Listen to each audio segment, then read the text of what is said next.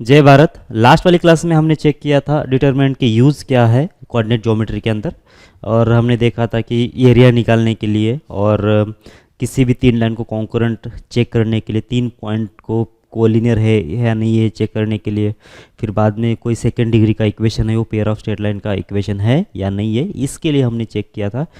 Determinant को use करके हमने वो चीज़ें देखा था। अब इस वाली क्लास में हम लोग जो डिटरमिनेंट का जो बहुत ही पॉपुलर सा यूज़ है लीनियर इक्वेशन सिस्टम सॉल्व करने के लिए, वो देख लेते हैं। ठीक है, तो लीनियर इक्वेशन सिस्टम के अंदर हमारे सिलेबस के अंदर दो वेरिएबल दो इक्वेशन, या फिर तीन वेरिएबल तीन इक्वेशन, या फिर दो वेरिएबल तीन इक्वेशन, या फिर होमोजीनियस इक्वेशंस, बस इतना ही अपना सिलेबस है। मतलब तीन से ज़्यादा वेरिएबल अपने सिलेबस में है नहीं, दो वेरिएबल या फिर तीन वेरिएबल इसी में आएगा। अच्छा, अगर इन जनरल बात करते हैं, इक्वेशन सिस्टम सॉल्व करने की बात करते हैं, तो उसके अंदर क्या होना चाहिए कि नंबर ऑफ़ जो वेरिएबल्स है किसी भी इक्वेशन सिस्टम में, नंबर ऑफ़ वेरिएबल जो होंगे वो number of variables number of equation के बराबर होना चाहिए, नंबर ऑफ़ इक्वेशन के बराबर होना चाहिए, या फिर इक्वेशंस की जो संख्या है वो वेरिएबल से ज़्यादा हो सकती है। अगर ये कंडीशन सेटिस्फाइड हो रही है तभी जाके हम लोग इस इक्वेशन सिस्टम को सॉल्व कर सकते हैं। उसका सॉल्यूशन आएगा या फिर नहीं आएगा वो बात अलग है, लेकिन हम लोग उसको सॉल्व करने की कोशिश तब करेंगे जब नंबर ऑफ़ वेरिएबल्स की जो संख्या है वो कम होना चाहिए नंबर ऑफ़ इक्वेशन से, या फिर इक्वल होना चाहिए नंबर ऑफ़ इक्वेशन, तब जाके हम लोग आगे बढ़ेंगे। ठीक है, अच्छा, ये तो पहली कंडीशन ये है। इसके बाद हम जो इक्वेशन सिस्टम है उसको दो पार्ट में डिवाइड करेंगे, जिसमें होता है मोस्टली क्या, होमोजीनियस इक्वेशन सिस्टम, एक होता है होमोजीनियस इक्वेशन सिस्टम, बराबर, और एक कैसा होता है नॉन होमोजीनियस इक्वेशन सिस्टम। अब होमोजीनियस इक्वेशन सिस्टम और नॉन होमोजीनियस इक्वेशन सिस्टम में क्या फ़र्क होता है, तो होमोजीनियस इक्वेशन का मतलब ये होता है कि जितने भी टर्म्स होंगे इस सिस्टम के अंदर, मतलब जिस इक्वेशन के अंदर, उसकी सारे की डिग्री सेम होना चाहिए, किसी की डिग्री वैरी नहीं करना चाहिए। जैसे कि मान लेते हैं कि कोई एक इक्वेशन लिख लेता हूँ मैं, यहाँ पे 2x लिख दिया है, प्लस 3y लिख दिया, प्लस 4z लिख दिया है, और इक्वल्स टू अगर मैंने 0 रख दिया, तो ये वाला जो इक्वेशन है ये होमोजीनियस है, क्योंकि इसमें जितने भी वेरिएबल्स है उसकी डिग्री कितना है, 1 है। लेकिन नॉन होमोजीनियस इक्वेशन कैसे होगा, यही इक्वेशन ले लेता हूँ मैं, 2x ले लिया समझो, और यहाँ पे अगर 3y ले लिया, और यहाँ पे 4z लेता हूँ, और इक्वल्स टू अगर 5 ले लेता हूँ, तो यहाँ पे जो 5 है उसकी डिग्री कितना है, 0 है। तो ये कैसा है, नॉन होमोजीनियस इक्वेशन सिस्टम है। ठीक है, तो पहले तो ये चेक कर लो कि नंबर ऑफ़ वेरिएबल जो है कम है क्या नंबर ऑफ़ इक्वेशन से। अगर नंबर ऑफ़ इक्वेशन से कम होते हैं या फिर इक्वल होते हैं, हम लोग इसको सॉल्व करने की कोशिश करेंगे। दो इक्वेशन मोस्टली आएंगे हमारे सिस्टम में, होमोजेनियस इक्वेशन और non homogeneous equations. Homogeneous equation का मतलब क्या होता है कि सबकी डिग्री जो होती है 1 1 होना चाहिए, क्योंकि लीनियर इक्वेशन है तो सबकी डिग्री कितना होना चाहिए, 1 1 होना चाहिए। नॉन होमोजेनियस इक्वेशन में ऐसा एक कॉन्स्टेंट भी रहेगा, यहाँ पे कॉन्स्टेंट नहीं रहेगा। ठीक है, अच्छा आगे बढ़ते हैं। और ये सिस्टम इक्वेशन सिस्टम कैसे रहेगा, देखो अब ये दो चीज़ें होती है, तो कंसिस्टेंट सिस्टम कब होगी और नॉन कंसिस्टेंट सिस्टम कब होगी। Number of variables less than और इक्वल्स टू होगा नंबर ऑफ़ इक्वेशन के बाद, तब जाके बात चल रही है हमारी कि ये जो इक्वेशन सिस्टम है कंसिस्टेंट होती है या नहीं होती है। कंसिस्टेंट का मतलब कितना होता है, अगर कोई भी इक्वेशन सिस्टम है उसका अगर सोल्यूशन हमें मिल जाता है तो इसका मतलब क्या होना चाहिए, वो सिस्टम जो होती है कंसिस्टेंट होती है। अगर उसका सोल्यूशन नहीं मिलता है तो वो सिस्टम कैसे होना चाहिए, इनकंसिस्टेंट होना चाहिए। जैसे दो वेरिएबल की बात कर लेते हैं, अगर हमने कोई इक्वेशन लिख दिया x प्लस वाई, और इक्वल्स कितना लिख दिया हमने यहाँ पे 1, और दूसरा इक्वेशन लिख दिया x plus y equals to लिख दिया यहाँ पे 4। अब ये दोनों को सॉल्व करने की कोशिश करो, क्योंकि यहाँ पे कितने हैं, दो इक्वेशंस है, दो वेरिएबल्स है, मतलब हम लोग इसको सॉल्व कर सकते हैं। सॉल्व करने के बाद सॉल्व करने जाएंगे तो यहाँ पे x एंड y की वैल्यू कुछ भी आएगी नहीं। क्यों नहीं आएगी, क्योंकि ये दो जो लाइन्स है वो पैरेलल है। ये पहली लाइन अगर होगी तो ये दूसरी लाइन ऐसी है, तो इसका मतलब ये कभी एक दूसरे को इंटरसेक्ट करेंगे नहीं। इसका मतलब ऐसा कोई भी x एंड y का पेयर नहीं है जो कि साइमल्टेनियसली दोनों को सॉल्व करे, ठीक है, या दोनों को भी सेटिस्फाइड करे, इसलिए इसका सोल्यूशन मिलेगा ही नहीं। तो ये सिस्टम कैसी है, ये सिस्टम है इनकंसिस्टेंट, मतलब इसका सोल्यूशन हमको कहीं मिलेगा ही नहीं। ये कैसी है, इनकंसिस्टेंट सिस्टम है, बराबर है क्या। और दूसरी केस में अगर समझो मैंने ऐसा एक ले लिया x प्लस वाई और इक्वल्स टू ले लिया यहाँ पे 3, और यहाँ पे कितना ले लेता हूँ मैं x minus y equals to ले लेता हूँ 1। अब ये जो इक्वेशन सिस्टम है इसको सॉल्व करने जाएंगे, दो वेरिएबल्स है तो दो इक्वेशंस है, तो मतलब हमारा जो कंडीशन है सेटिस्फाइड हो रहा है, मतलब हम लोग इसको सॉल्व कर सकते हैं। सॉल्व करने जाएंगे तो क्या होगा देख लो, ये जब इसकी ऐड करेंगे तो ये कितना आ रहा है 2x इक्वल्स टू यहाँ पे आ जाएगा 4, मतलब x की वैल्यू हमको मिल गई कितना 2, और x की वैल्यू अगर मिल गई तो किसी भी एक इक्वेशन में रख के हम लोग क्या करेंगे y की वैल्यू निकालेंगे, जो कि y की वैल्यू कितना आना चाहिए, y की वैल्यू आ जाएगी 1। इसका मतलब x एंड y का वैल्यू हमको मिल गया है, और अगर हमने चेक किया x एंड y की वैल्यू इसमें रखे और इसमें रखे तो दोनों को भी ये सेटिस्फाई कर रहा है। इसका मतलब ये जो दो लाइंस है वो इंटरसेक्टिंग लाइंस होना चाहिए, तभी जाके क्या होगा कि दोनों के ऊपर एक कॉमन पॉइंट रहेगा x y वाला, ठीक है। और ये इस वाले केस में क्या है कि अपने को सॉल्यूशन मिल गया है, तो इसको हम लोग क्या बोलते हैं, कंसिस्टेंट सिस्टम बोलते हैं। ये कैसा होता है कि कंसिस्टेंट सिस्टम होता है, बराबर। मतलब ये कंडीशन अगर सेटिस्फाइड होती है, कौन सी, number of variables less than और इक्वल नंबर ऑफ इक्वेशन, अगर ये कंडीशन सेटिस्फाइड हो भी जाती है तो भी सिस्टम जो है इनकंसिस्टेंट या फिर कंसिस्टेंट हो सकता है, मतलब उसका सोल्यूशन नहीं भी मिल सकता है या मिल भी सकता है। इसलिए मैंने स्टार्टिंग में बोला था कि जब ये कंडीशन सेटिस्फाइड हो रही है तभी जाके हम लोग इसको सोल्यूशन निकालने की कोशिश करेंगे। अब उसका सोल्यूशन आएगा या नहीं आएगा वो बात अलग है, ठीक है। तो ये रहा अपना कंसिस्टेंट और ये इनकंसिस्टेंट, ठीक है। जिसका जिसका सोल्यूशन मिलेगा वो होगा कंसिस्टेंट और जिसका सोल्यूशन नहीं मिलेगा वो होगा इनकंसिस्टेंट, ठीक है। अच्छा, ये जो डिटर्मिनेंट से सॉल्व करते हैं हम लोग ये इक्वेशन सिस्टम, उसका पॉपुलरली इसको बोलते हैं क्रैमर्स रूल, मतलब क्रैमर ये साइंटिस्ट थे, उन्होंने ये जो सिस्टम था ये जो तरीका है वो ढूंढा था, इसलिए ओके, तो उनके नाम से ये रूल को जाना जाता है। तो दो वेरिएबल्स के लिए तो क्रॉस मल्टीप्लिकेशन आपको शायद मालूम ही होगा, क्रॉस मल्टीप्लिकेशन शायद 10th में ही पढ़ लिया होगा आपने। तो दो वेरिएबल्स अगर है तो उसको हम लोग ऐसे भी सॉल्व कर सकते हैं, ठीक है। या फिर मैं ये दो वेरिएबल के बदले मैं सिर्फ सीधा सीधा तीन वेरिएबल का ही बोल देता हूँ, तो ये दो वेरिएबल के लिए भी काम आएगा, ठीक है। मतलब डायरेक्ट जनरल मेथड में बोल देता हूँ, तो दो वेरिएबल आने दो या फिर तीन वेरिएबल आने दो या तीन से ज़्यादा भी अगर आ जाता है तो भी हम लोग इसी मेथड से इसको सॉल्व कर सकते हैं। लेकिन हमारे सिलेबस में तीन वेरिएबल के ज़्यादा ज़्यादा वेरिएबल वाले प्रॉब्लम्स नहीं आएंगे, ठीक है, मतलब अभी तक तो नहीं आए हैं। ओके, तो system of linear equation in three variables, मतलब यहाँ पे आपको शायद दिख रहा होगा कि तीन इक्वेशंस यहाँ पे लिखा है a1x plus b1y plus c1z equals to d1, और वैसे ही a2x plus b2y plus c2z equals to d2। Similarly इसमें a3 b3 c3 और d3 ऐसे तीन वेरिएबल ले लिया है। हमको करना पड़ेगा तीन जो डिटर्मिनेंट्स है हमको डिफाइन करना पड़ेगा। एक का नाम है डेल्टा, एक का नाम है डेल्टा 1 और दूसरे का नाम है डेल्टा 2 और तीसरे का नाम है डेल्टा 3। तो अगर ये शायद थोड़ा सा छोटा दिख रहा है तो मैं लिख लेता हूँ। ये जो डेल्टा जो डिटर्मिनेंट है वो डिटर्मिनेंट क्या होता है कि ये 3x3 का होता है, क्योंकि तीन इक्वेशंस है तो तीन इक्वेशन के हिसाब से यहाँ पे 3x3 का आएगा। दो इक्वेशन अगर हो गए तो 2x2 का डिटर्मिनेंट आएगा, ठीक है। तो ये कैसा है 3x3 का डिटर्मिनेंट आएगा, क्योंकि तीन इक्वेशंस है और तीन वेरिएबल है इसलिए। तो इसका जो पहला रो रहेगा इसके अंदर इक्वेशन 1 के ही वेरिएबल्स के कोएफिशिएंट रहेंगे, और जो सेकेंड रो रहेगा इसके अंदर क्या रहेगा, इक्वेशन 2 के ही वेरिएबल्स के कोएफिशिएंट रहेंगे। सिमिलरली इक्वेशन 3 के जो कोएफिशिएंट्स है वो रो 3 में रहेंगे। ये सीधी सी बात है। इसके बाद अब आ जाते हैं हम लोग इसके कॉलम वाइज। तो पहले कॉलम में किसी भी एक रो के किसी भी एक वेरिएबल के कोएफिशिएंट रहेंगे, बराबर है क्या। तो किसी के भी, मतलब अगर तुमको अगर इसमें x के कोएफिशिएंट रखना है तो सारे x के जो कोएफिशिएंट, मतलब इक्वेशन 1 का जो x का जो कोएफिशिएंट है यहाँ पे आएगा, इक्वेशन 2 का x का कोएफिशिएंट यहाँ पे आएगा, इक्वेशन 3 का जो x का कोएफिशिएंट यहाँ पे आएगा। ऐसा ज़रूरी नहीं कि मतलब ये जो वेरिएबल्स है इसी ऑर्डर में लिया जाए। हम लोग y1 को पहले y को पहले लिख सकते हैं, कोई मतलब तो क्या है, एडिशन है ना, एडिशन तो कम्यूटेटिव होता है, तो किसी भी वेरिएबल को पहला लिख सकते हैं। लेकिन लिखने के बाद अगर मैंने x को पहले लिख दिया है या फिर y को पहले लिख दिया है तो सारे इक्वेशन में भी वही ऑर्डर फॉलो करो, तो ताकि क्या होगा कि आपको ये गलती नहीं होने के चांसेस नहीं है, ठीक है। तो हम लोग इसी ऑर्डर में जाते हैं क्योंकि एक्स वाई जेड के ऑर्डर में सारे तीनों इक्वेशन है। तो पहला जो ये रहेगा, पहला जो कॉलम रहेगा उस, और पहला जो कॉलम पहला रो, उसमें क्या रहेगा कि इक्वेशन 1 का x का कोएफिशिएंट मतलब कितना a1 है। फिर ये जो दूसरा जो कॉलम है इक्वेशन 1 का y का कोएफिशिएंट आएगा जो कि b1 है। जो तीसरा कॉलम है उसमें रो फैलेगा, मतलब यहाँ पे कितना आना चाहिए, z का जो कोएफिशिएंट वो आएगा। फिर अब सेकेंड रो में क्या आएंगे, इक्वेशन 2 के वेरिएबल्स, और पहले कॉलम में अब x का ही कोएफिशिएंट लिखना पड़ेगा, दूसरे कॉलम में अब y का ही कोएफिशिएंट लिखना पड़ेगा, तीसरे कॉलम में अब z का ही कोएफिशिएंट लिखना पड़ेगा। ये अभी कंपलसरी क्योंकि हमने ऊपर अभी इसको फिक्स कर दिया है, ठीक है। फिर बाद में क्या कर होगा, अब तीसरे रो में तीसरे इक्वेशन के एक्स वाई जेड के कोएफिशिएंट रेस्पेक्टिवली ऑर्डर में लिख दो, ठीक है। तो ये हो गया अपना डिटर्मिनेंट कोएफिशिएंट डिटर्मिनेंट, बराबर है क्या। अब यहाँ से तुमको क्या ढूंढना है, अब इसके बाद ढूंढना पड़ेगा तुमको डेल्टा एक्स बोल दो इसको, या फिर डेल्टा वन बोल दो, डेल्टा एक्स ही बोल दो तो बेटर रहेगा। अब डेल्टा एक्स ये जो डिटर्मिनेंट है वो कैसे ढूंढना है मैं वह भी बोलता हूँ। तो उसमें क्या है कि यहाँ पे जो भी वेरिएबल तुम लिख रहे हो, यहाँ पे जो भी वेरिएबल लिख रहे हो, क्या लिख रहे हो, यहाँ पे डेल्टा एक्स लिख रहे हो, तो इसका मतलब ये वाला जो कॉलम था वो किसका था, एक्स का था।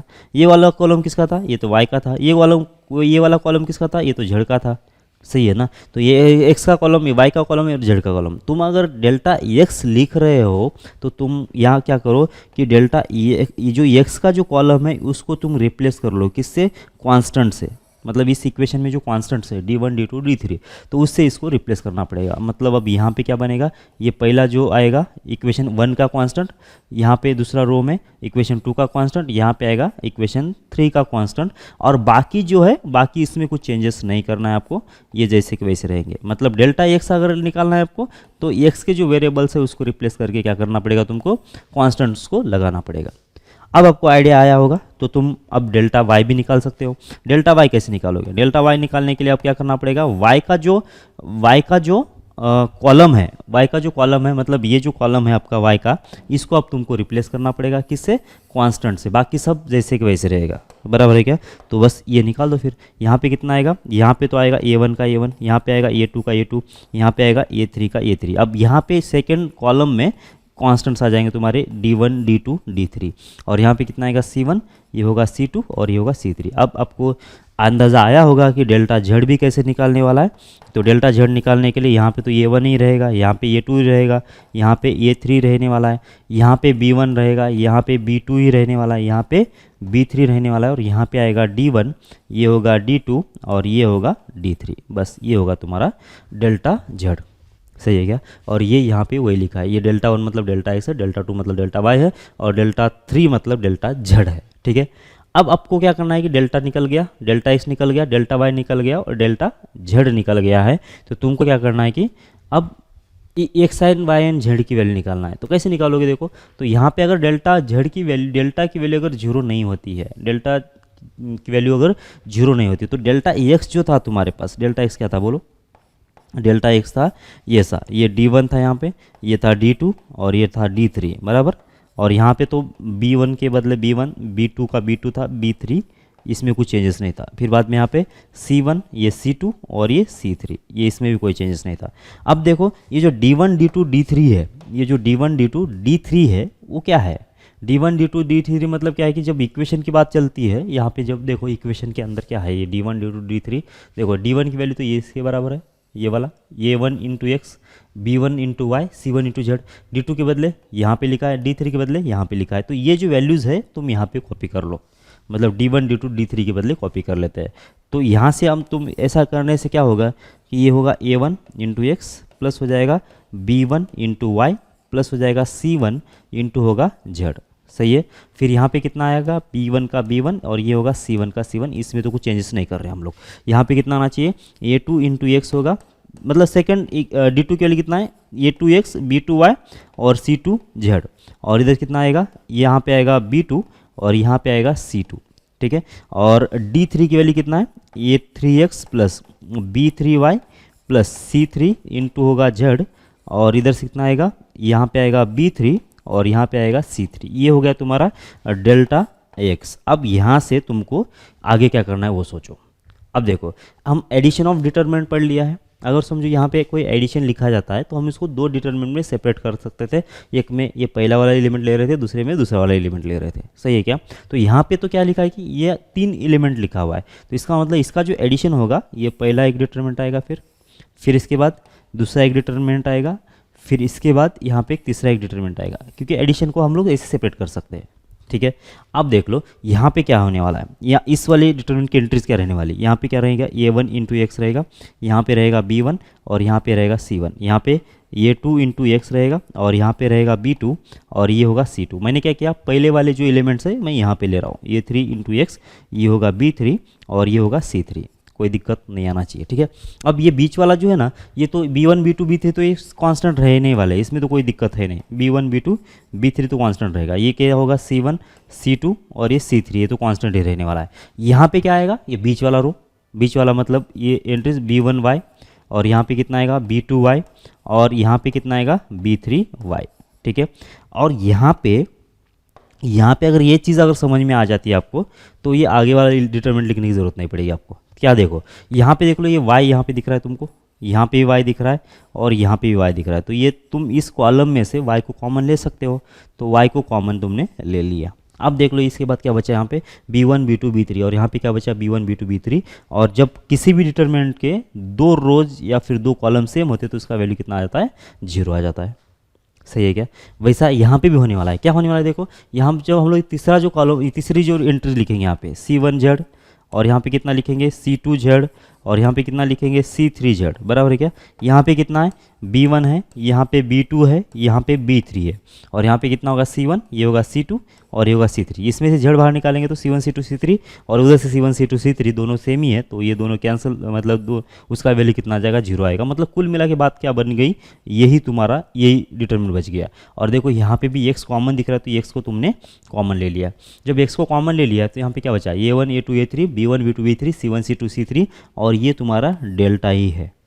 मतलब जो कोएफिशिएंट डिटरमिनेंट लिखा था तुमने वही है। और इधर से ये किससे के बराबर था, ये डेल्टा x के बराबर था, तो तुमको x की वैल्यू मिल गई क्या? फिर x की वैल्यू कितना मिलेगी, delta x divided by delta.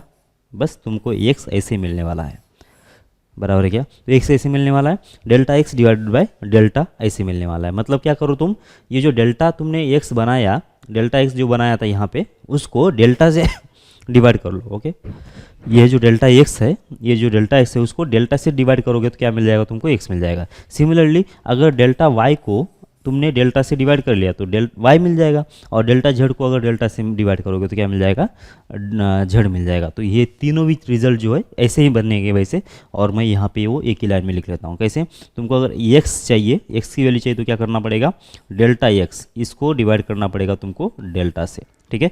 और अगर y चाहिए तो क्या करना पड़ेगा, ये करना पड़ेगा delta y divided by delta. फिर अगर तुमको z चाहिए तो z निकालने के लिए क्या करना पड़ेगा, फिर यहाँ पे delta z divided by delta. अच्छा, ये जो चीज़ लिखने के लिए ये एक चीज़ तुमको कंपलसरी मालूम होना चाहिए, फिर ये मतलब बाय डिफ़ॉल्ट ये ऐसा होना ही चाहिए। क्या होना चाहिए कि तुमने ये डेल्टा जो था x के मल्टीपल में था, वो तुमने इसको इधर लेके आ गए, तो इसका मतलब ये रिलेशन लिखने के लिए तुमको डेल्टा की वैल्यू 0 नहीं है ये पहले कंफर्म करना पड़ेगा। अगर 0 होगी तो ये डेल्टा को इधर लेके आ ही नहीं सकते, तुम इधर क्रॉस मल्टीप्लाई कर ही नहीं सकते, बराबर क्या? तो डेल्टा के लिए अगर 0 नहीं है तब जाके ऐसा होगा, और उस वाले केस में एक्स वाई जेड डिफाइन होगा। अगर डेल्टा की वैल्यू 0 होती है, डेल्टा की वैल्यू अगर 0 होती है तो इसका मतलब क्या हुआ, डेल्टा की वैल्यू अगर 0 होगी तो मतलब ये डेल्टा इधर आएगा ही नहीं, मतलब बात यहीं पे खत्म हो जाएगी। ये अगर एक्स होगा, डेल्टा की वैल्यू अगर 0 तो ये तो टोटल 0 ही होगा इधर, बराबर कि ये तो टोटल 0 ही होगा, क्योंकि डेल्टा की वैल्यू 0 है तो ये x इंटू 0, तो ये एक्स की वैल्यू कुछ भी रख दो तो हमेशा 0 ही होगा। अब उस वाले केस में डेल्टा x क्या है उसके ऊपर डिपेंड करेगा कि x डिफाइन होगा या नहीं होगा। अगर समझो ये टोटल इधर से 0 ही है और डेल्टा x भी 0 है, तो इसका मतलब ये इक्वेशन जो है हमेशा बैलेंस हो रहा है, हमेशा ही सेटिस्फाइड हो रहा है। इसका मतलब x की वैल्यू कुछ भी रखो कोई फर्क नहीं पड़ेगा। तो उस वाले केस में क्या होगा कि इनफाइनाइट सॉल्यूशंस मिलेंगे। लेकिन अगर डेल्टा x की वैल्यू कितना हो जाती है, नॉन जीरो बन जाती है, और डेल्टा अगर 0 हो जाता है तो इधर से एक नॉन जीरो आंसर, इधर से एक 0 आंसर, इसका मतलब कभी बैलेंस नहीं होगा, और इसका मतलब यहाँ से कोई सॉल्यूशन एग्जिस्ट नहीं करेगा। तो उस सेंस से इसके जो सॉल्यूशंस आएंगे कैसे आएंगे उसकी बात करते हैं हम लोग, ठीक है। सबसे पहले डेल्टा की वैल्यू अगर 0 होती है, क्योंकि सबसे ज़्यादा डिपेंड करेगा इस डेल्टा वैल्यू के ऊपर। डेल्टा क्या है, कोएफिशिएंट डिटर्मिनेंट है, बराबर क्या? तो ये ज़्यादातर मैटर करेगा इस वाले सिचुएशन में, इस वाली केस में, बराबर क्या? अब इसकी वैल्यू कितना है वो देखना पड़ेगा, क्या ये नॉन जीरो है क्या या फिर 0, दो ही केस है ना, क्योंकि कोई भी एक नंबर जो होता है, कोई भी एक वेरिएबल की वैल्यू जो होती है तो 0 होगी या फिर नॉन जीरो होगी, बराबर ना, इससे बाहर तो कुछ होगा ही नहीं। तो अब देखो इसकी वैल्यू अगर कितना होती है, नॉन जीरो होती है, तो इसका मतलब क्या होगा कि ये जो सारी चीज़ें हैं, मतलब x जो होगा कितना होगा, delta x divided by delta. अगर ये नॉन जीरो नंबर है, ऊपर वाला 0 होता है तो भी कोई दिक्कत नहीं, ये तो हमेशा डिफाइन होगा ही होगा। और y कितना होगा, देखो ये होगा कितना, delta y divided by delta. इस वाली केस में भी क्या होगा कि डेल्टा अगर नॉन जीरो है तो ये y भी डिफाइन करेगा। और z देख लो कितना है, यहाँ पे होगा delta z divide by delta. इस वाले केस में भी अगर ये डेल्टा की वैल्यू नॉन जीरो है तो ये वैल्यू भी डिफाइन होगी। इसका मतलब क्या होगा कि x y z तो तुमको ऐसे भी मिल गए, वो delta x delta y delta z के ऊपर डिपेंड नहीं कर रहे हैं क्या, वो जीरो होने दो नॉन जीरो होने दो जो भी हो जाएगा, लेकिन एक्स वाई जेड तो मिलेगा। इसका मतलब सिस्टम जो होगी इस वाले केस में क्या होगी, एक्स वाई जेड मिल रहा है, इसका मतलब क्या होगा कि कंसिस्टेंट सिस्टम होगी, बराबर है क्या। और सिस्टम अगर कंसिस्टेंट है तो इसका मतलब कि इससे सॉल्यूशंस कितने आ रहे हैं, फिर एक ही सॉल्यूशन आ रहा है, एक्स वाई जेड की एक ही वैल्यू आ रही है, तो इसको मतलब बोलेंगे कैसा, सिस्टम तो कैसा है, कंसिस्टेंट है और यूनिक सॉल्यूशन आ रहा है इसमें, सही है क्या। तो ये कंक्लूड कर सकते हैं हम लोग। अच्छा, अगर डेल्टा की वैल्यू अगर जीरो है तो अब यहाँ पे मुझे दो केसेस में इसको डिवाइड करना पड़ेगा। पहली केस क्या है कि एक तो हम लोग इसको इस चीज़ से लिख ही नहीं सकते कि डेल्टा को इधर ला ही नहीं सकते, तो इसका मतलब क्या करना पड़ेगा कि तुमको ऐसा लिखना पड़ेगा, तो डेल्टा एक्स इक्वल्स टू कितना है, यहाँ पे एक्स इंटू डेल्टा ऐसा ही लिखना पड़ेगा। फिर डेल्टा वाई इक्वल्स टू कितना है, ये वाई इंटू डेल्टा ऐसे ही लिखना पड़ेगा। और डेल्टा जेड जो है इसको कैसे लिखना पड़ेगा, जेड इंटू डेल्टा ऐसा ही लिखना पड़ेगा, ठीक है। अब देख लो डेल्टा तो जीरो है ही, वैसे डेल्टा जीरो है ही, इसका मतलब क्या होगा कि इधर का जो सॉल्यूशन है, इसका जो आंसर आ रहा है, मतलब ये तो जीरो ही है, फिर ये भी जीरो ही है और ये भी जीरो है। अब अगर ये तीनों जीरो है तो delta x delta y delta z अब क्या है वो अब डिसाइड करेंगे कि इसका सोल्यूशन मिल रहा है नहीं मिल रहा है, ठीक है। अब अगर मान लेता हूँ कि ये सारे जो है, ये जो delta x delta y delta z, ये डेल्टा एक्स डेल्टा वाई और डेल्टा जेड, ये तीनों के तीनों अगर जीरो होते हैं, ये तीनों के तीनों अगर जीरो होते हैं, इसका मतलब क्या हुआ, इसका मतलब ये हुआ कि इस साइड का भी जीरो है, इस साइड का भी जीरो है, इस साइड का भी जीरो है, इस साइड का भी जीरो है, इस साइड का भी जीरो है, इस साइड का भी जीरो है। इसका मतलब ये इक्वेशन मतलब क्या हो रहा है कि ये तीनों इक्वेशन सेटिस्फाइड हो रहे हैं, बैलेंस हो रहे हैं, मतलब दोनों साइड इक्वल आ रहे हैं। इसका मतलब क्या होगा कि ये इसका सोल्यूशन एग्जिस्ट करेगा। अब सोल्यूशन एग्जिस्ट करेगा तो एक्स की वैल्यू क्या आएगी, तो एक्स वैल्यू तो कुछ भी रखो, 1 रखो, 2 रखो, 3 4 5 6 7 8 100 200 1000 कितना भी लिखना है उतना लिखो, क्योंकि ये तो हमेशा जीरो होने वाला, क्योंकि डेल्टा ही जीरो है, इसके मल्टीपल वाला नंबर ही जीरो है, तो एक्स के ऊपर तो डिपेंड करेगा नहीं, वाई के ऊपर डिपेंड नहीं करेगा, जेड के ऊपर डिपेंड नहीं करेगा, फिर भी सोल्यूशन आ रहा है। इसका मतलब कैसा है कि ये सिस्टम तो कंसिस्टेंट है, सिस्टम जो है कंसिस्टेंट तो है, क्योंकि सॉल्यूशंस तो मतलब इक्वेशन तो बैलेंस हो रहा है, और कंसिस्टेंट इसी को बोलते हैं, बैलेंस होने को ही बोलते हैं। सिस्टम इन कंसिस्टेंट है और इसके जो सॉल्यूशंस आएंगे वो एक दो नहीं आएंगे, जो लिखना है वो लिखो, कोई फर्क नहीं पड़ेगा। तो इस वाले केस में कितने आएंगे, इनफाइनाइट सॉल्यूशंस आ जाएंगे, सही है क्या। तो ये दो केसेस में कैसा है कि ये सिस्टम जो है कंसिस्टेंट है, मतलब डेल्टा की वैल्यू अगर नॉन जीरो होती है तो, और अगर डेल्टा की वैल्यू अगर जीरो होती है तो सारे के delta x delta y delta z सारे के सारे जीरो होना ज़रूरी है। अच्छा, अगर समझो डेल्टा की वैल्यू जीरो है और उसमें से क्या होगा कि at least delta x non zero मिला, ठीक है ना, एटलीस्ट है ना, मैं कम से कम ऐसा बोल रहा हूँ कि एटलीस्ट डेल्टा एक्स कितना है, नॉन जीरो है, या फिर डेल्टा वाई नॉन जीरो है, या फिर डेल्टा जेड नॉन जीरो है। तीनों के तीनों नॉन जीरो होंगे तो भी चलेगा, या तीनों में से एक भी अगर नॉन जीरो हुआ तो भी चलेगा। अगर तीनों में से एक भी अगर नॉन जीरो हुआ, मान लेते हैं कितना है कि डेल्टा जेड नॉन जीरो है, मतलब यहाँ पे डेल्टा जेड की वैल्यू कितना है, 2 आ गई, तो इधर से तो 2 आएगा, इधर से कितना आएगा, 0 आएगा। 2 इक्वल 0 किसी भी ज़माने में इक्वल नहीं होता है। इसका मतलब क्या हुआ कि ये जेड एग्जिस्ट ही नहीं करेगा, क्योंकि यहाँ पे इक्वेशन ही इम्बैलेंस हो रहा है। तो जेड एग्जिस्ट नहीं है, तो ये जो जेड है वो तो ये इसके ऊपर डिपेंड है इक्वेशन की, मतलब एक्स वाई जेड जो है ये तीनों रिलेटेड है ना, तीनों जो है इस इक्वेशन से रिलेटेड है। अगर जेड ही डिफाइन है तो एक्स एंड वाई कैसे डिफाइन हो सकता है।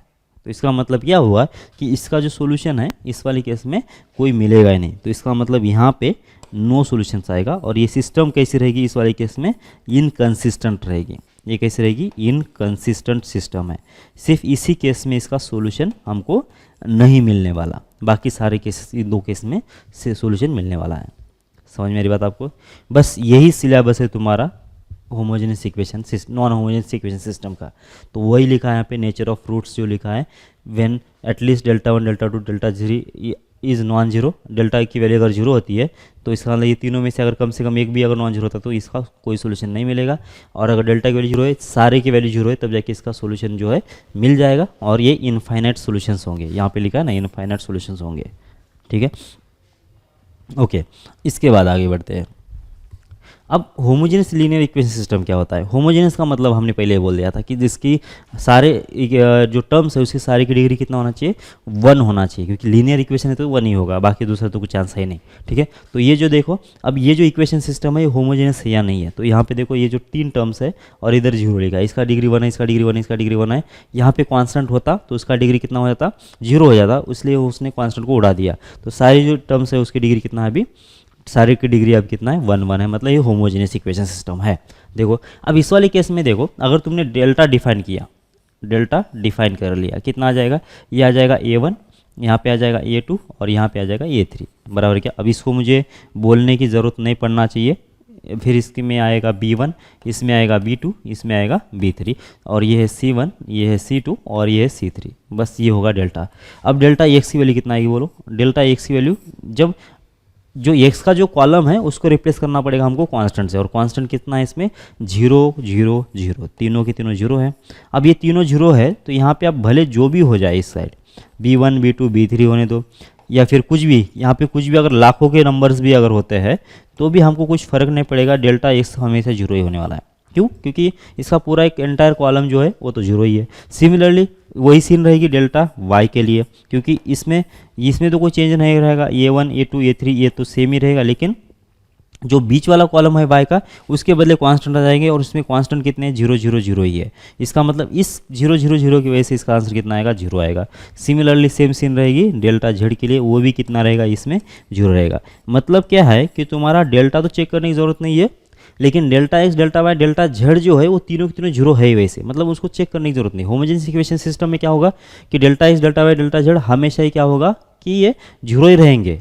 मतलब क्या है, मतलब ये वाला हो गया यहाँ पे अभी अभी जो लिखा हमने, ये जो डेल्टा x, मतलब ये तो कंडीशन हमेशा सेटिस्फाइड हो रही है, मतलब सिस्टम कभी इसमें जाएगा ही नहीं, सिस्टम कभी इसमें जाएगा ही नहीं। ये केस तो कभी पॉसिबल नहीं है होमोजेनियस वाले में, क्योंकि delta x delta y delta z जो है हमेशा 0 है। ये तो तभी पॉसिबल होता है ना कि delta x delta y delta z में तीनों में से कम एक तो भी नॉन 0 होना चाहिए, और इस वाले केस में क्या है कि ये हमेशा ही तीनों के तीनों 0 है, ऐसा बोला ही है। मतलब सिस्टम अभी दो ही केसेस में डिवाइड होगी, होमोजेनियस इक्वेशन सिस्टम एक तो ये होगी या फिर ये होगी, बराबर है क्या। तो इसके बाहर तो जाने वाला नहीं है, नो सॉल्यूशंस वाला जो है कभी इसमें दिक्कत आएगा ही नहीं। इसका मतलब क्या होगा कि होमोजेनियस इक्वेशन सिस्टम जो होते हैं ये कैसे होते हैं, ऑलवेज कंसिस्टेंट होते हैं। इसमें इनकंसिस्टेंट वाली सिस्टम आती है, मतलब केस होती ही नहीं है। ये कैसा होता है कि ये ऑलवेज कंसिस्टेंट ही होता है, बराबर क्या। अब ऑलवेज कंसिस्टेंट है तो सॉल्यूशन कंसिस्टेंट में दो होते हैं, एक तो यूनिक रहेगा या फिर इनफाइनाइट रहेगा। तो अब यूनिक सॉल्यूशन का मतलब क्या हुआ है, देखो अब ये जो सिस्टम लीनियर इक्वेशन सिस्टम है, होमोजेनियस लीनियर इक्वेशन सिस्टम है, इसका अगर एक सॉल्यूशन देखा जाए ना तो कौन सा सॉल्यूशन है, देखो ये तीनों के तीनों ओरिजिन से पास कर रहे हैं। इसका मतलब x equals to 0, y equals to 0 और z इक्वल्स टू 0, ये तीनों भी मतलब ये तीन जो ये जो सॉल्यूशन है x equal 0 y equal 0 z equal 0, ये तीनों इक्वेशन को सेटिस्फाइड कर रहा है। इसका मतलब मुझे सॉल्व करने की ज़रूरत है ही नहीं वैसे इसको, ये तो सॉल्यूशन इसका ऑलवेज रहेगा ही। मतलब क्यों, क्योंकि ये जो लाइन ये जो भी प्लेन है वो कहाँ से पास कर रहा है, ये जो प्लेन है कहाँ से पास करने वाला है, ये हमेशा ओरिजिन से पास करना होने वाला है। इसलिए एक्स वाई जेड की जो वैल्यूज़ है इसको हमेशा सेटिस्फाइड करेंगे ही करेंगे। ये बात समझ में आ रही है आपको। इसका मतलब ये भले इसको सॉल्व करो या नहीं करो, ये तो सॉल्यूशन इसका रहने वाला है, बस ये बात पक्की है। इसलिए तो हम लोग इसको क्या बोल रहे हैं कि ऑलवेज कंसिस्टेंट बोल रहे हैं, ठीक है। मतलब 0,0,0 ये इसका सॉल्यूशन रहेगा ही, मतलब सॉल्व करने की ज़रूरत है ही नहीं। इसलिए इसको क्या बोलते हैं हम लोग, ट्रिवियल सॉल्यूशन बोलते हैं। ये क्या होता है, ट्रिवियल सॉल्यूशन होता है। मतलब ये इसमें कोई भी इसको बदल नहीं सकता आके। ट्रिवियल का मतलब कितना होता है कि जो चीज़ें कभी बदलती नहीं है, इसका मीनिंग ही वही होता है कि त्रिकालबाधित ऐसा होता है, ठीक है ना। मतलब क्या होता है कि कोई भी अगर आए तो इसका मतलब इसका ये सॉल्यूशन बदल सकता ही नहीं, क्योंकि हो ये लीनियर अगर इक्वेशंस है और पासिंग थ्रू ओरिजिन है तो इसका ओरिजिन से पास करने वाला है। तो एक्स को 0 वाई को 0 जेड को 0, ये इसका सॉल्यूशन रहेगा ही रहेगा, बराबर क्या। और इसको हम लोग क्या बोलते हैं, ट्रिवियल सॉल्यूशन बोलते हैं, बराबर क्या। और अगर समझो इसके अलावा भी अगर इसके सॉल्यूशंस पॉसिबल है तो उसको क्या बोलेंगे, नॉन ट्रिवियल सॉल्यूशन। इसको क्या बोलते हैं हम लोग, नॉन ट्रिवियल सॉल्यूशन। और ये किस वाले केस में पॉसिबल है, ये नॉन ट्रिवियल सॉल्यूशन किस वाले केस में पॉसिबल है, अगर वो हमको निकालना है तो तुमको पढ़ना पड़ेगा इस नेचर ऑफ जो हमने सॉल्यूशन देखा था ना, इसमें देखना पड़ेगा, ठीक है। अब देखो अगर डेल्टा की वैल्यू क्या हो जाती है, नॉन जीरो होती है। डेल्टा की वैल्यू अगर नॉन जीरो होती है तो इसका मतलब एक्स वाई जेड जो है एक ही सॉल्यूशन आएगा। डेल्टा की वैल्यू अगर नॉन जीरो होती है तो इसका मतलब डेल्टा एक्स भले जीरो ही हो, 0 डिवाइड बाय नॉन जीरो कितना आएगा, 0 आएगा।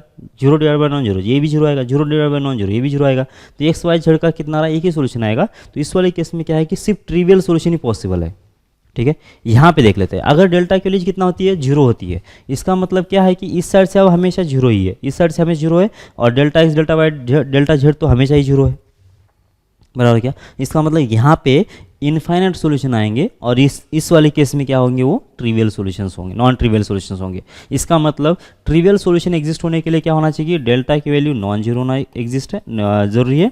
और अगर नॉन ट्रिवियल सॉल्यूशन होना चाहिए उसके लिए क्या होना चाहिए, डेल्टा की वैल्यू जीरो होना ज़रूरी है, बराबर क्या। और किसी ने आपको बोला कि वो प्रॉब्लम दे दिया और बोला कि इसके नॉन ट्रिवियल सॉल्यूशन एग्जिस्ट है, तो हमको कुछ अगर कंडीशन निकालना है, फिर ये जो भी कंडीशन लिखना है, तो हम लोग क्या करेंगे कि जो भी कोएफिशिएंट डिटरमिनेंट है उसको उसका वैल्यू जीरो है ऐसा बता देंगे, तो काम हो जाएगा हमारा। ठीक है, तो ये था हमारा सिलेबस। इसका एक आध क्वेश्चन कर लेते हैं। For what values of P and Q the system of equation, ये जो इक्वेशन लिखा है सिस्टम, उसका नो सॉल्यूशन आएगा, यूनिक सॉल्यूशन आएगा और इनफाइनाइटली मेनी सॉल्यूशन आएगा, ये हमको बताना है। तो हम पहले तो क्या करेंगे, हम नो सॉल्यूशंस के लिए, यूनिक सॉल्यूशन के लिए और इनफाइनाइट सॉल्यूशंस के लिए हमको तो डिफाइन करना पड़ेगा ये पूरे एंटिटीज, डेल्टा की वैल्यू, डेल्टा एक्स की वैल्यू, डेल्टा जेड की वैल्यू। तो पहले डेल्टा को डिफाइन कर लेते हैं। डेल्टा को डिफाइन करने के लिए यहाँ पे 2 आएगा, यहाँ पे आएगा p, यहाँ पे आएगा 6, बराबर। फिर यहाँ पे कितना आना चाहिए, यहाँ पे आएगा 1, यहाँ पे आएगा 2 और यहाँ पे आएगा q, और यहाँ पे आएगा 1, यहाँ पे भी 1 और यहाँ पे आएगा 3। ये होगा तुम्हारा क्या, डेल्टा। ठीक है, फिर डेल्टा एक्स भी डिफाइन करना पड़ेगा। डेल्टा एक्स कैसे डिफाइन करोगे तुम, जो एक्स का जो कॉलम है उसको रिप्लेस करोगे कांस्टेंट से, बराबर क्या। और कांस्टेंट क्या क्या है, 8 है, 5 है और 4 है। तो पहले इक्वेशन का कांस्टेंट 8 है, दूसरे इक्वेशन का कांस्टेंट 4 है, नहीं 5 है, और तीसरे इक्वेशन का जो कांस्टेंट है वो कितना है, 4 है, बराबर ना। 8, 5 और 4 सही है। बाकी ये तो p का p रहेगा, यहाँ पे 2 का 2 रहेगा, यहाँ पे 1 का 1, ये 6 का 6 और ये q का q और ये 3 का 3। फिर डेल्टा y जो होगा, डेल्टा y कैसे निकालोगे तुम, डेल्टा y निकालने के लिए y का जो कॉलम है उसको रिप्लेस करना पड़ेगा तुमको और उसके बदले कांस्टेंट रखना पड़ेगा। कांस्टेंट कितने हैं, पहला तो 8 है, दूसरे में 5 है और तीसरे में 4 है, और ये होगा 6 और ये होगा q और ये होगा 3। और डेल्टा z कैसे निकालोगे तुम, डेल्टा z निकालने के लिए तुमको सिमिलरली जो z के जो कोऑर्डिनेट्स है उसको चेंज करके क्या करना पड़ेगा, कांस्टेंट लगाना पड़ेगा उसके बदले। तो यहाँ पे आएगा p, यहाँ पे आएगा 2, यहाँ पे आएगा 1 और ये होगा कितना, 8 होगा, 5 होगा और ये 4 होगा। ठीक है, बस अब आपको क्या करना पड़ेगा, इन चारों डिटरमिनेंट को सॉल्व करना पड़ेगा और कंडीशन हमको मालूम ही है, तो चारों डिटरमिनेंट को सॉल्व करने की प्रोसेस स्टार्ट कर लो। ठीक है, तो कैसे होगा इसको सॉल्व, तो अगर कोई रूल अप्लाई करना है तो रूल अप्लाई कर लो, या फिर नहीं करना है तो डायरेक्ट भी कर सकते हैं। ठीक है, तो कैसे करेंगे, तो इन दोनों को पहले से सब्ट्रैक्ट कर लो, तो इसमें से घटा दो, तो ये होगा 0 और ये होगा 1। ठीक है, और यहाँ पे आएगा q-3। ठीक है, फिर क्या कर लो, इसको 2 से मल्टीप्लाई करके इसमें से घटा दो, तो ये होगा 2, ये होगा 2 और ये होगा 6, तो ये होगा 0, ये होगा p-2 और ये 6 ये भी 0 होगा। ठीक है, तो अब क्या कर लो कि इस कॉलम मतलब इस पहले रो के हिसाब से सॉल्व कर लो, तो यहाँ पे एक ही एलिमेंट है, बराबर ना। तो कितना आएगा, -p-2 इंटू कितना आएगा, ये कॉलम को छोड़ दो, इस रो को छोड़ दो, तो ये 0 × 3 तो वैसे भी निकल गया, और ये 1 इंटू कितना आएगा, माइनस में आएगा q-3 ऐसे। ठीक है, तो तुम्हारा इसका जो सॉल्यूशन आया, ये माइनस माइनस तो वैसे भी निकल जाएगा, तो p-2 और इधर से कितना आएगा q-3। ठीक है, ये आ गया। पहले वाले का जो सॉल्यूशन है वो इतना आएगा इस डिटरमिनेंट का। सेकेंड वाले को देख लेते हैं।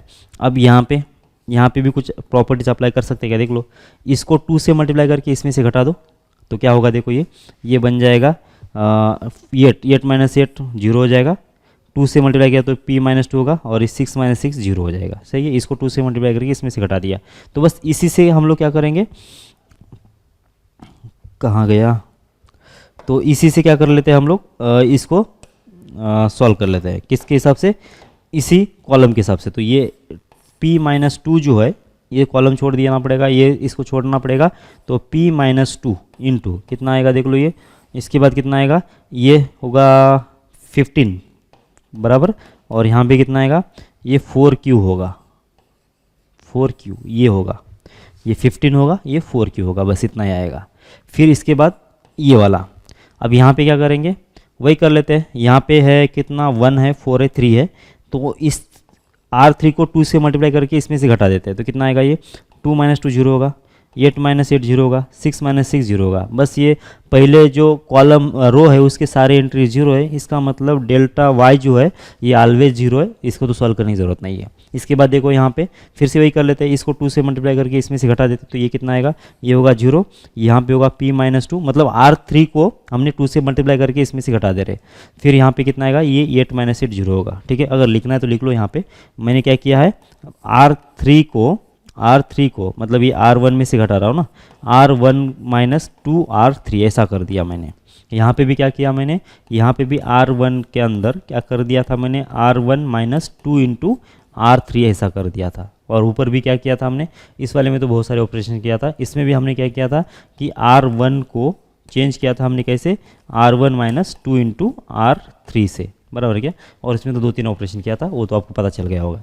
ठीक है, यहाँ पे क्या करेंगे, इसी के अकॉर्डिंग सॉल्व करेंगे। तो ये होगा p माइनस 2 इंटू क्या होगा, ये देखो ये, अच्छा ये माइनस में रहेगा वैसे, तो ये कॉलम छोड़ दिया, ये कॉलम छोड़ दिया, तो ये होगा 4 माइनस हो जाएगा 5 ऐसे। तो कितना आ रहा है ये हो जाएगा p माइनस 2, क्योंकि इसका एक नेगेटिव और बाहर वाला एक नेगेटिव कैंसिल होगा।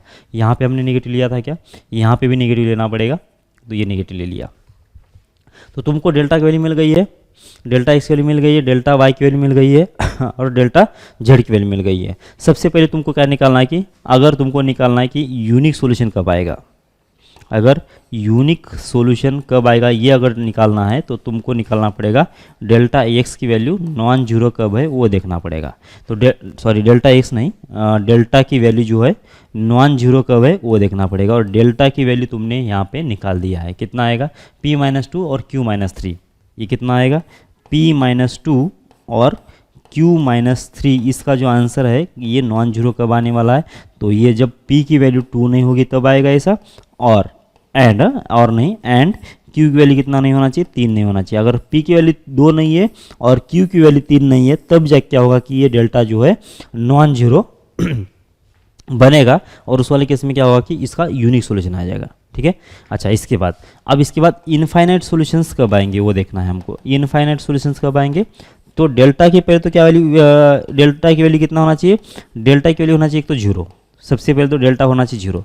अब डेल्टा जीरो होना चाहिए, इसका मतलब क्या होगा, इसका मतलब होगा कि p की वैल्यू कितना होना चाहिए, 2 होना चाहिए, या फिर q की वैल्यू कितना होना चाहिए, 3 होना चाहिए। दोनों में से अगर एक भी जीरो होता है तो भी काम चल जाएगा, क्योंकि डेल्टा जीरो तभी बन जाएगा। सही है, p की वैल्यू 2 या फिर q की वैल्यू 3 ये होना चाहिए, क्योंकि ये जीरो होना चाहिए तो p की वैल्यू 2 या फिर q की वैल्यू 3 ऐसा होना चाहिए। ठीक है, इतना काफ़ी नहीं है इनफाइनाइट सॉल्यूशंस के लिए, इतना काफ़ी नहीं है। तो क्या होना चाहिए फिर, डेल्टा x भी जीरो होना चाहिए, डेल्टा y भी जीरो होना चाहिए और डेल्टा z भी जीरो होना चाहिए। ठीक है, तो तीनों को भी साइमल्टेनियसली मुझे जीरो करना पड़ेगा। तो डेल्टा x कितना है पहले देख लो, डेल्टा x जो है p माइनस 2 है, 15 माइनस 4q है, तो कितना होगा ये होगा p माइनस 2 और 15 माइनस q, 15 माइनस 4q ऐसा कुछ है, बराबर क्या। और इसका आंसर कितना चाहिए, जीरो चाहिए। अच्छा ये कब जीरो होगा, एक तो p की वैल्यू 2 पे जीरो होगा, या फिर क्या होना चाहिए, q की वैल्यू कितना हो जाएगी 15/4 ऐसा होगा। ये दोनों वैल्यू के लिए डेल्टा x जो है जीरो है। ठीक है, अब डेल्टा y तो हमेशा जीरो ही था वैसे, देखो डेल्टा y तो हमेशा जीरो ही था, तो इसमें कोई p और q के ऊपर डिपेंड नहीं है। और डेल्टा z जो है ये तो ऑलवेज जीरो था, और डेल्टा z जो है उसमें क्या आ रहा था कि p माइनस 2 ऐसा आ रहा था, और इसको जब जीरो करेंगे तो p की वैल्यू कितना आ जाएगी, p की वैल्यू आ जाएगी 2। सही है क्या, ठीक है। और यहाँ पे सेकंड में p की वैल्यू कुछ भी रखो ये तो हमेशा जीरो है, और q की वैल्यू भी कुछ भी रखो तो ये हमेशा डेल्टा y जो है जीरो है।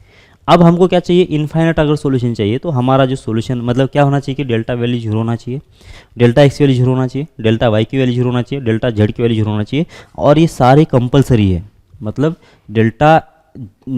डेल्टा जो है वो जीरो होना चाहिए, एंड डेल्टा x जीरो होना चाहिए, एंड डेल्टा y जीरो होना चाहिए, एंड डेल्टा z जीरो होना चाहिए। मतलब चारों वैल्यू जीरो होना चाहिए। चारों वैल्यू जब जीरो आ जाती है मतलब साइमल्टेनियसली अगर जीरो होना चाहिए तो इसका मतलब ये चारों के जो सॉल्यूशंस है उसके जो इंटरसेक्शन वाला पार्ट है वो लेना पड़ेगा, मतलब चारों में जो कॉमन है वो लेना पड़ेगा। तो चारों में क्या कॉमन है, देखो p की वैल्यू 2 इसमें है, q की वैल्यू 3 है, इसमें p की वैल्यू 2 है, इसमें p की वैल्यू तो r है, p की वैल्यू 2 है। मतलब चारों जो एंट्रीज है सिर्फ p की वैल्यू 2 पे ही सेटिस्फाइड हो रहे, p की वैल्यू 2 पे सेटिस्फाइड हो रहे, क्योंकि q की वैल्यू 15/4 पे ये जीरो नहीं हो रहा, और ये भी जीरो नहीं होगा, ये तो पी के 2 पे ही होगा। तो इसका मतलब सिर्फ पी के 2 पे ही क्या होगा कि चारों के चारों एंट्री जो होंगे वो जीरो होंगे।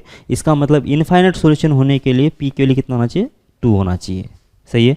अब लास्ट वाली केस रह गई कैसा, नो सॉल्यूशंस वाली। तो नो सॉल्यूशंस कब आएगा, तो उसके लिए तो सबसे पहले तो डेल्टा की वैल्यू कितना होना चाहिए, वो तो जीरो होना चाहिए। और इसके लिए पी की वैल्यू कितना थी, पी की वैल्यू एक तो 2 या फिर कितना था, क्यू की वैल्यू कितना था, वो 3 था। बराबर है क्या, पी की वैल्यू 2 या फिर क्यू की वैल्यू 3 ये था। बराबर है। अब बाद में क्या होगा कि अब डेल्टा एक्स की वैल्यू तो कम से कम नॉन जीरो होना चाहिए, डेल्टा वाई की वैल्यू तो कभी कम से नॉन जीरो होना चाहिए, या फिर डेल्टा जेड की वैल्यू कम से कम नॉन जीरो होना चाहिए। बराबर है क्या। इस डेल्टा वाई को तो छोड़ दो तुम, डेल्टा वाई तो हमेशा कैसा है, ये तो हमेशा ही जीरो ही है, मतलब ये तो इसको तो हम लोग कुछ कर नहीं सकते। हाँ, डेल्टा एक्स की वैल्यू नॉन जीरो कब आएगी, इसके जो फैक्टर थे, एक तो p-2 था और दूसरा क्या था 15 - 4q ये था ना, और इसको क्या करना है कि नॉन जीरो करना है। इसका मतलब क्या होगा, एक तो तुम्हारा p की वैल्यू नॉन जीरो होना चाहिए एंड q की वैल्यू कितना होना चाहिए, q की वैल्यू होना चाहिए 15/4 ऐसे। ठीक है। और डेल्टा जेड कितना था, डेल्टा जेड की वैल्यू कितना थी, p-2, मतलब p की वैल्यू अगर 2 नहीं होती है तब जाके कैसा होगा। ठीक है। ओके, अब अगर p की वैल्यू कितना होती है, 2 होती है, p की वैल्यू अगर 2 होती है तो क्या होगा कि ये भी जीरो होगा, क्योंकि ये तो ये जीरो होगा, ये भी जीरो होगा और ये भी तो जीरो है ही वैसे। इसका मतलब क्या होना चाहिए कि p की वैल्यू कम से कम 2 नहीं होना चाहिए। अगर p की वैल्यू 2 होगी तो सारा इनफाइनाइट सॉल्यूशन होगा। मतलब क्या होना चाहिए कि p की वैल्यू 2 नहीं होना चाहिए, ये कंडीशन है पहले तो। p की वैल्यू 2 नहीं होती तब है कि ये नॉन जीरो होगा, ये नॉन जीरो होगा। हाँ, ये p की वैल्यू नॉन 2 नहीं होता तो क्या हो रहा है कि डेल्टा जो है वो p की वैल्यू 2 पे ऊपर डिपेंड है, लेकिन p जो है, ये जो डेल्टा है वो तो q के ऊपर भी तो डिपेंड है ना। अगर तुमने p की वैल्यू नॉन 2 नहीं है बोला और q की वैल्यू अगर 3 ले लेते हो, तो q की वैल्यू 3 ले लेते हो और p की वैल्यू अगर 2 नहीं लेते हो, तो इसका मतलब क्या होगा, देखो कि डेल्टा की तो वैल्यू जीरो होगा ही होगा। क्यों, क्योंकि ये q की वैल्यू 3 है। इसके दो फैक्टर थे, p-2 और दूसरा कौन सा था, q-3। अब p-2 तो जीरो नहीं है, लेकिन q-3 तो जीरो है ना, तो जीरो इंटू समथिंग तो जीरो होगा, मतलब डेल्टा तो जीरो हो ही गया। और p के लिए हमने कितना नहीं बोला, 2 नहीं बोला, इसका मतलब ये तो नॉन जीरो नंबर है और ये भी नॉन जीरो नंबर है, तो ये नॉन जीरो नंबर और इंटू समथिंग नंबर, तो नॉन जीरो ही आंसर आएगा। भले यहाँ पे जाने दो, लेकिन यहाँ पे तो आ ही जाएगा ना। अगर p के लिए अगर हमने 2 नहीं बोला है तो ये जो डेल्टा जेड कितना था, ये p-2 था, p-2 था, तो ये तो नॉन जीरो ही बनेगा हमेशा, मतलब डेल्टा जेड तो कम से कम नॉन जीरो बनेगा। इसका मतलब क्या होगा कि इसका नो सोल्यूशन आ जाएगा। सही है। तो नो सॉल्यूशन के लिए कंडीशन क्या है फिर, p की वैल्यू नॉन जीरो 2 नहीं होना चाहिए और q की वैल्यू कितना होना चाहिए, 3 होना चाहिए। ठीक है। तो आपको ऐसे करना है। और हमने शायद बीच में एक रैंक वाली मेथड से भी हमने इसको प्रॉब्लम सॉल्व किया था, बराबर है क्या। और रैंक वाली मेथड से हम लोग एक ही जो रैंक बनाया था उसका रैंक वाली मेथड से हमने इसको सॉल्व किया था। ठीक है। वो भी मैं इस लेक्चर के साथ भेज देता हूँ वो लेक्चर्स, और उसको भी देख लो। और ये थोड़ा सा क्या है कि लंबा है, मतलब थोड़े से 2-4 डिटरमिनेंट को सॉल्व करना पड़ेगा, और ये अगर ये नंबर्स अगर बड़े बड़े होते हैं तो ये कैलकुलेशन भी बड़ा होगा। तो बेटर है कि रैंक वाली मेथड से सॉल्व करने की कोशिश करो। हम तो यहाँ पे ये कंप्लीशन के इसके वजह से हम लोग ये क्रैमर्स रूल ले रहे हैं, तुम तो डायरेक्ट रैंक वाली मेथड से सॉल्व करोगे तो भी चल जाएगा। ठीक है। Okay, for what values of k the following system of equation possess a non trivial solution over the set of rationals. और जो सिस्टम है कैसा, x + ky + 3z है, 3x + ky - 2z है और 2x + 3y - 4z है। तो इस वाले केस के लिए हमको क्या करना है कि ये नॉन ट्रिवियल सॉल्यूशन अगर दे रहा है तो इसका मतलब इसका जो कोएफिशिएंट का डिटरमिनेंट बनेगा, क्या बनेगा, देखो यहाँ पे ये 1 यहाँ पे आएगा k और यहाँ पे होगा 3, और यहाँ पे कितना आएगा 3 आएगा, यहाँ पे आएगा k और यहाँ पे आएगा -2 और ये होगा 2, ये होगा 3 और ये होगा -4। सही है। इसका वैल्यू जीरो होना बहुत ज़रूरी है। ठीक है। अगर ये जीरो हो जाता है तब जाके क्या होगा कि इसका नॉन ट्रिवियल सॉल्यूशन एग्जिस्ट करेगा। ठीक है। ओके, तो क्या करो, सॉल्व कर लो इसको। अभी सॉल्व कैसे करोगे, क्या करो, कुछ कर सकते हैं क्या। ओके, तो कर लो, ये क्या कर लो कि ये R2 को चेंज करो। कैसे करो चेंज R2 को, R2 - 3 × R1 कर लो। मतलब पता नहीं अभी ये इजी पड़ेगा नहीं पड़ेगा, R3 माइनस क्या करना पड़ेगा 2 × R1 करना पड़ेगा। ठीक है। तो दो ऑपरेशन करो तो एक ही स्टेप में आंसर आ जाएगा। तो क्या होगा, यहाँ पे 1 होगा, ये होगा k और ये होगा 3। यहाँ पे कितना आ जाएगा, ये तो होगा 0। यहाँ पे कितना मल्टीप्लाई किया तुमने 3 से, तो होगा कितना k - 3k, मतलब हो जाएगा -2k। ओके, यहाँ पे कितना मल्टीप्लाई 3 से मतलब होगा 9, तो -2 -9 कितना आएगा -11 आएगा। और यहाँ पे होगा 0, यहाँ पे होगा 2k, तो 3 माइनस होगा 2k। और यहाँ पे कितना आएगा 6, तो होगा कितना -4 -6 तो होगा -10। ठीक है, तो अब आपको करना पड़ेगा किसके साथ सॉल्व, इस कॉलम के साथ सॉल्व करना पड़ेगा। इसका वैल्यू कितना है 0 है, तो ये 1 इंटू ये पूरा इसका निकल जाएगा, तो होगा ये माइनस माइनस होगा प्लस, तो होगा 20 इंटू के बराबर है क्या, माइनस कितना आ जाएगा, ये माइनस माइनस प्लस हो जाएगा, तो 11 इंटू 3 तो होगा 33 माइनस जाएगा कितना 22k और इक्वल्स हो जाएगा 0। सही है क्या, बराबर है क्या, देख लो ये होगा 11 और होगा ये 2k आएगा, बराबर है, सही है। चलो तो कितना आ रहा है ये देखो, तो यहाँ पे आएगा k की वैल्यू कितना आ जाएगी, ये आएगी 33/2 ऐसा आ जाएगा। तो k की वैल्यू 33/2 के लिए क्या होगा कि ये जो सिस्टम है वो नॉन ट्रिवियल सोल्यूशन दे देगा। तो यहाँ पे रख देते हैं हम लोग 33/2, तो कितना आएगा देखो, ये जो इक्वेशंस बनेंगे से x प्लस हो जाएगा 33/2 इंटू होगा y, और इधर से कितना आ जाएगा 3z और इक्वल्स हो जाएगा 0। तो ये इक्वेशन कैसे बनेगा, ये होगा 2x प्लस हो जाएगा 33 इंटू वाई प्लस हो जाएगा 3z नहीं 6z होगा, क्योंकि 2 से हमने मल्टीप्लाई कर दिया है, तो 6z और इक्वल्स हो जाएगा 0। ये होगा पहला इक्वेशन तुम्हारा। दूसरा इक्वेशन क्या होगा, यहाँ पे रख दिया हमने 33/2 तो हो जाएगा 6 और यहाँ पे 33 और यहाँ पे होगा कितना 2। तो मैं डायरेक्ट यहीं पे कहीं लिख देता हूँ, तो ये हमको आगे के लिए सॉल्व भी हो जाएगा। तो यहाँ पे था 2x, यहाँ पे था 33 इंटू वाई और यहाँ पे कितना था 6z और इक्वल्स टू 0। ये पहला इक्वेशन था तुम्हारा। और दूसरा इक्वेशन था यहाँ पे 6x प्लस हो जाएगा 33 इंटू वाई और यहाँ पे कितना था -6z ओके और इक्वल्स 0। ठीक है, इसके बाद तीसरा जो इक्वेशन है उसके अंदर कुछ नहीं था, तो 3x प्लस हो जाएगा 3y 2x plus 3y minus हो जाएगा 4z और इक्वल्स हो जाएगा 0। ठीक है, तो ये दो इक्वेशंस बन गए। अब क्या करो, अब इस वाले इक्वेशन में से ये, अच्छा मैं क्या कर रहा हूँ समझ में आ रहा है, तुमने k की वैल्यू तो निकाल दिया। अब इसके बाद उसने क्या बोला कि also find the solution of this value of k, मतलब इस k के वैल्यू के लिए इसके सॉल्यूशंस निकालना है। अब सॉल्यूशन तो इनफाइनाइट है, वो तो बात पक्की है, मतलब इनफाइनाइट सॉल्यूशन आएंगे। तो हम लोग क्या करेंगे, इनफाइनाइट सॉल्यूशन हम लोग किसी वेरिएबल के टर्म में निकालेंगे, मतलब k की वैल्यू चेंज हो गई तो एक्स वाई जेड कैसे चेंज हो रहा है वो हम लोग देखेंगे, या फिर कोई लैम्बडा के टर्म में निकालेंगे ऐसा। तो क्या करो, पहले तो किसी इस दोनों को एडिशन करके क्या करो, फिर इन दोनों में से किसी एक वेरिएबल को रिमूव कर दो। तो क्या करना पड़ेगा, सब्ट्रैक्शन करना पड़ेगा। सब्ट्रैक्शन करेंगे तो कितना आएगा, ये इन दोनों का सब्ट्रैक्शन कितना आ रहा है -4x होएगा, और ये तो 33y तो कैंसिल हो गया, और यहाँ पे कितना आएगा 12z आ जाएगा। ठीक है, तो कितना आ रहा है फिर ये होगा कितना 3x, कितना 4 से डिवाइड कर रहा हूँ ना, तो यहाँ पे कितना आएगा 3x नहीं सिर्फ x आएगा, यहाँ पे आएगा x और यहाँ पे आएगा -3z और इक्वल्स हो जाएगा 0 ऐसा। तो ये इक्वेशन बन गया। तो तुम यहाँ पे क्या करो कि x की वैल्यू कुछ या फिर लैम्बडा z की वैल्यू कितना रख दो, z की वैल्यू कितना रख दो, कुछ भी लैम्बडा रखो, क्योंकि ये तो डिपेंडेंट है ना, सॉल्यूशन जो इनफाइनाइट आएंगे मतलब डिपेंडेंट आएंगे एक दूसरे के ऊपर। तो लैम्बडा z की वैल्यू कितना रख दिया तुमने, लैम्बडा रख दिया, तो x की वैल्यू कितना आ जाएगी, ये आ जाएगी 3 लैम्बडा। सही है, तो तुम्हारा x निकल गया है, z निकल गया है, तो इस तीसरे इक्वेशन में रख के तुम y निकाल सकते हो। तो कितना आएगा 2x मतलब कितना होगा 6 लैम्बडा हो जाएगा, और प्लस 3y की तो निकालना है हमको, और यहाँ पे कितना आएगा 4z कितना है लैम्बडा है, तो 4z इक्वल्स 0 हो गया। तो यहाँ से तुम क्या निकाल सकते हो, y निकाल सकते हो। तो 3y इक्वल्स कितना होगा, ये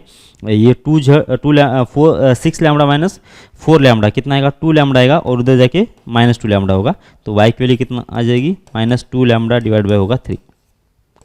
सही है, तो तुम्हारा सोल्यूशन सेट क्या आएगा, x मतलब कितना है 3 लैम्बडा है, x होगा 3 लैम्बडा, y जो होगा y होगा -2 लैम्बडा डिवाइड बाय 3, और z जो होगा कितना आना चाहिए, ये आएगा लैम्बडा के बराबर। बस ये तुम्हारा सोल्यूशन सिस्टम है। ठीक है, अब इसके ऊपर भी कभी कभी क्या दिया जाता है कि x plus y plus z का मिनिमम इंटीजर वैल्यू कितना आएगा वो, तो ये लैम्बडा की वैल्यू उसके हिसाब से आपको एडजस्ट करना पड़ेगा। ठीक है, तो ये था क्रैमर्स रूल। ठीक है, मिलते हैं अगली क्लास में। जय भारत।